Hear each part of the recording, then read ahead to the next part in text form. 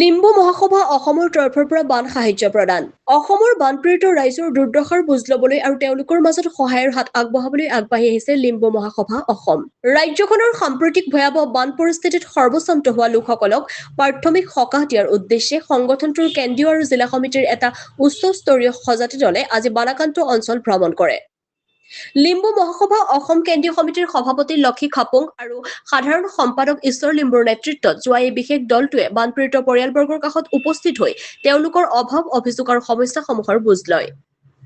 কেন্দ্ৰীয় সমিতিৰ উপসভাপতি জিত সিং নোগ আৰু কোষাধ্যক্ষ বসন্ত লিম্বুৰ উপৰিও এই সাহায্য অভিযানত সক্ৰিয়ভাৱে অংশগ্ৰহণ কৰে ওদালগুৰি জিলা সমিতিৰ সাধাৰণ সম্পাদক নাৰায়ণ লিম্বু, সহ সম্পাদক ৰাকেশ লিম্বু, তিনিচুকীয়া জিলা সমিতিৰ কাৰ্যকৰী সভাপতি কৃষ্ণ কেডেম আৰু সহ সম্পাদক দিল কুমাৰ লিম্বুৱে।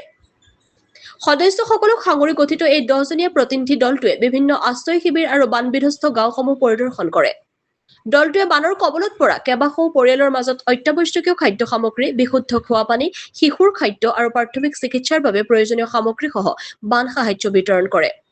সংগঠনটোৰ সভাপতি লক্ষী খাপুং আৰু সাধাৰণ সম্পাদক ঈশ্বৰ লিম্বুৱে সংবাদ মাধ্যমৰ আগত প্ৰকাশ কৰে যে অসমৰ এই সংকটপূৰ্ণ সময়ত বানাক্ৰান্ত ৰাইজৰ কাষত থিয় হোৱাটো আমাৰ সামাজিক দায়িত্ব।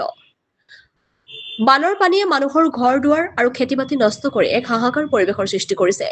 চৰকাৰী সাহায্যৰ উপৰিও সমাজৰ প্ৰতিটো সচেতন সংগঠনে এই ক্ষেত্ৰত আগবাঢ়ি অহা উচিত।